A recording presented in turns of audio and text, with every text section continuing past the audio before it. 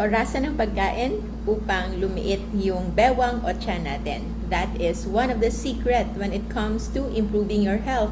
And yung health nga natin, isa sa mga gauges nito na hindi lang related sa timbang, hindi lang related sa kung ano yung current BMI ninyo, is actually your waist ratio. So, height to waist ratio, dapat yung bewang o yung measurement from our navel o yung sa pusod natin shouldn't be more than 50% of your height. So, kung yung height ninyo ay 60 inches, dapat hindi lalagpas sa 30 inches yung inyong waistline. Because if it's already more than 50%, then mataas na po yung risk for heart attack, strokes, and other cardiovascular events. Yun yung tinatawag nating central obesity. And across all races and culture, marami na yung merong mga problems when it comes to their metabolism na merong correlation when it comes to their central obesity or yung kanilang fat accumulation sa gitna ng kanilang tiyan.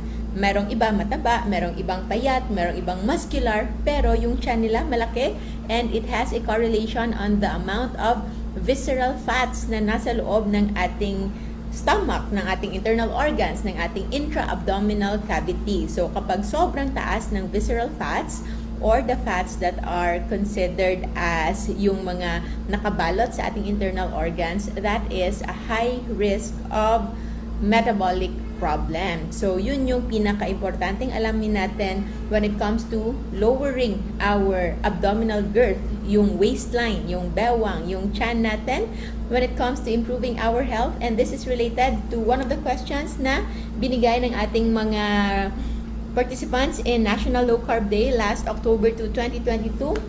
Yung tanong niya actually is about autophagy. When does autophagy starts? How many hours of fasting?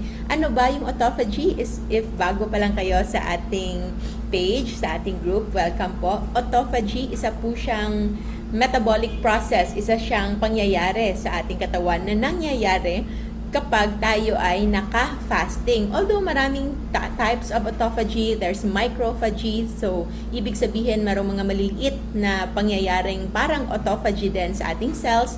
But the general term for autophagy is a process of self-cleansing mechanism ng ating katawan. Auto means self and phagy or phagus means eating.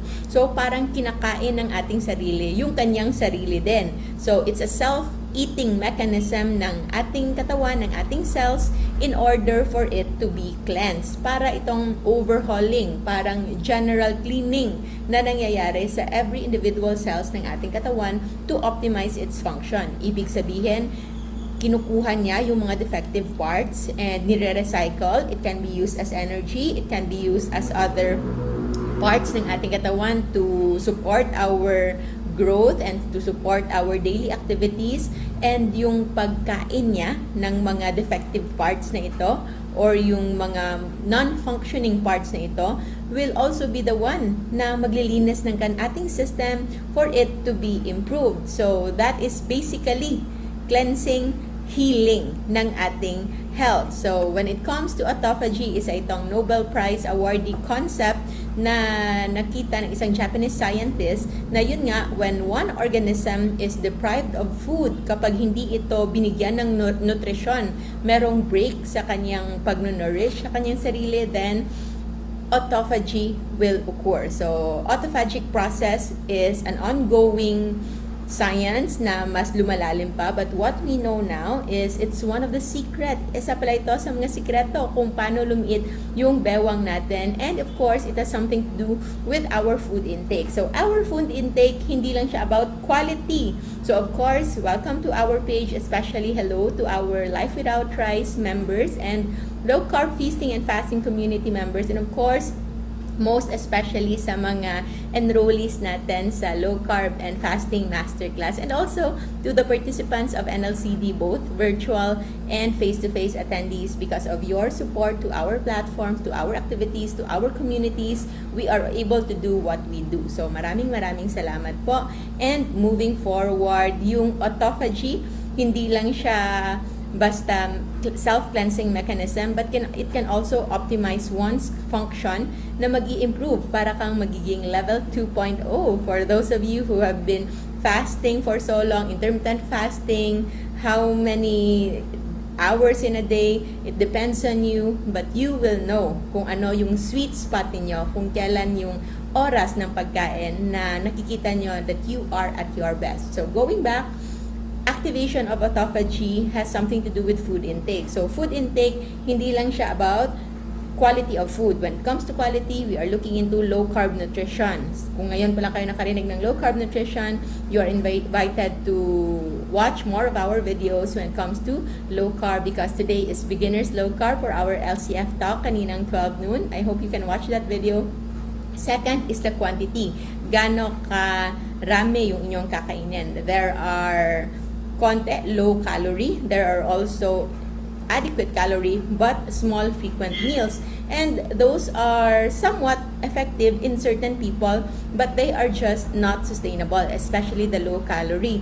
And the low in enough calorie but small frequent meals naman, somewhat yung iba na merong problems with indigestion, it can be effective for them. But generally, if you are eating high carb and you are on small frequent meals, most likely you will see na hindi pa rin sobrang perfect, hindi pa rin sobrang ganda ng inyong health, because it is still insulin spiking, because eating frequent meals will always elevate your insulin. And when it comes to autophagy, it will activate the moment insulin is low. So there's two ways to lower the insulin. It's by first choosing the right kind of food. So low carb nutrition, moderate proteins, moderate to high fats, ito yung isa sa mga pagkain na mababa sa insulin level, insulin impact. However, kahit naka low carb ka pa, but if you are eating 24 hours, most likely hindi rin yan babagsak ng up to the level when autophagy will occur. So autophagy, based on studies, on average, it will start to activate starting 18 hours. So 18 to 19 hours is the sweet spot when it comes to autophagy.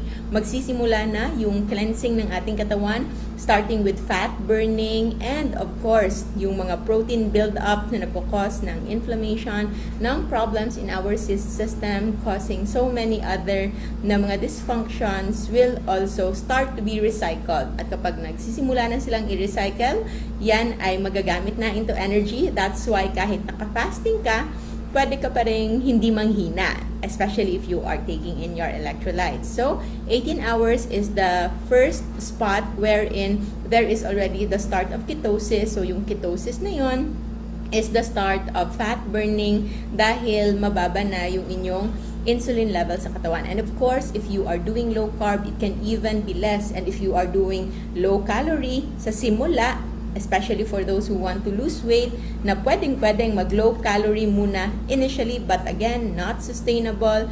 Dapat meron itong tamang timing. That's why we have our master classes para mag-guide kayo at para malaman nyo which schedule is best for you. But generally, you can just eat when it comes to low carb nutrition, anything you want, basta't nasa safe list natin, and also you can time your meal. So 18 hours is the start, but the start of peak ng autophagy is at 24 hours of fasting.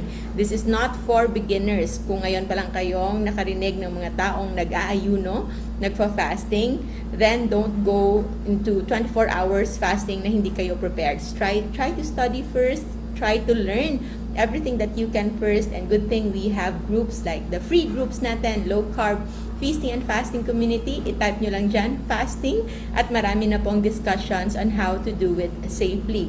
So 24 hours of fasting is the start of initial peak talaga ng autophagy, and it will be maximized around the third day, so 72 hours. So personally, I've done countless of 72 hours fasting na, and somewhat you will know when it's already finished, like hindi mo na kailangan, like na-maximize mo na yung autophagy na kailangan ng katawan mo, and later on, you will just feel kung kailan mo na ulit pwedeng magamit yung tool na yon, and that is fasting for healing, because as much as we are staying low carb, we are choosing whole foods and the foods that are non-inflammatory, unprocessed, still meron pa rin mga stresses, pollution sa ating buhay, toxins that can still accumulate from time to time. That's why it's very important to ensure that we fast on a day-to-day basis as low as 12 hours sa simula, and then later on you can do 14 hours and 16 hours and 18 hours. And research show na kahit pa equal amounts of food yung kakainin mo in a day, pero you distribute it like in 12 hours as compared to eating the same meal, the same amount of calories, but you shorten it to 6 hours, mas maganda po yung metabolic outcome. There's lowered inflammation, mababa na rin yung blood glucose level on average, and then hypertension, the blood pressure is also lowered, and many other aspects like the ones causing the allergies, yung merong mga flare-ups with asthma, all of those are helped when it comes to fasting. So the schedule of eating that can actually help you lose that weight, lose that extra belly, and lose and improve that beer belly kahit hindi kayo umiinom ng beer, is to know your sweet spot in fasting. So, goal is for those na pwedeng mag-weight loss because for those na hindi na kailangan ng weight loss, you can just do 12 to 14 hours of fasting. But for those na kaya pang mag-weight loss, you can safely do an 18 hours of fasting. If your job is a regular day job, and nakakatulog kayo ng 10, 11, or 12 in the evening, then pwede kayong kumain first thing in the morning around 10 to 12 in the morning, brunch. Sabay na yung inyong breakfast at lunch, and after yung second meal ninyo or yung last meal ninyo would be around 4 to 6 p.m. So try to avoid eating 4 hours before your bedtime. So, if you will sleep at 10, make sure tapos na kayong mag-dinner by 6 o'clock to give time for your body to digest and rest and process and recover from your day's work. Sa simula, you can have 3 meals in that 6-hour window. Like from 12 noon to 6 p.m., pwede kayong mag-second meal around 3 p.m. and your last meal around 5:30 to 6 p.m. So, pasok pa rin yung 3 meals a day. But after 1 to 2 weeks, I tell you, especially if you are going to eat low carb, magugulat ka na lang that you are no longer as hungry as before, and you will see na you can already tolerate 2 meals a day, and for others, even 1 meal a day. So, yan lang yung learning session natin for today. This is just a spur of the moment live with yours truly, your Dad Doctora, Dr. Josephine Grace Chuarohotan. And for those who are interested to join our master classes, just send a message to our admins wherever you are watching this one, and they will guide you into enrolling to our master classes. But for now, if ever not, then it's okay. Marami na pong gumaling kahit hindi sila nag-enroll sa ating master classes, but they have to focus and they really have to pay attention sa lahat ng ating mga videos because all the information are there. Kailangan lang kayo ay gumawa ng inyong sariling assignments, and you have to take note. You have to be religious with sticking to the safe list, of course. If hindi nyo pa alam yan, just look into hashtag JGC Rojo Food List and stick to the safe list para mas maging madali yung inyong progress. So, the secret in pagpapaliit ng bewang is first eating low carb meal kahit gaano pa karami initially, so you can enjoy low carb meal.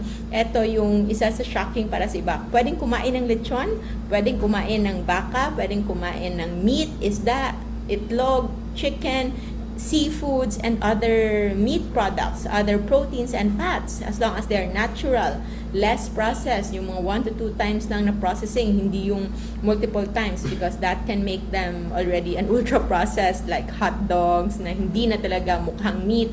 So if you eat only low carb whole food meals, and you will eat them on a 6 to 8 hours eating window period in a day, then in just 2 weeks to 1 month, kitang-kita na yung pagliit ng inyong bewang, pagliit ng inyong tiyan, kasabay ng paggaan ng iyong pakiramdam, and of course, the other signs of inflammation and the other signs of metabolic problems can also improve. So, I hope you are doing that already, and if not, you can always start, and I hope you can also help your loved ones, especially sa mga followers natin who are very supportive and are watching this and have been successful already with their healing. And maybe this video can help your loved ones. If you will send this to them, it's one way of saying I love you without saying I love you, that you really care for them. So maraming salamat everyone. I hope you will stick with your safe list, and of course always stick also to your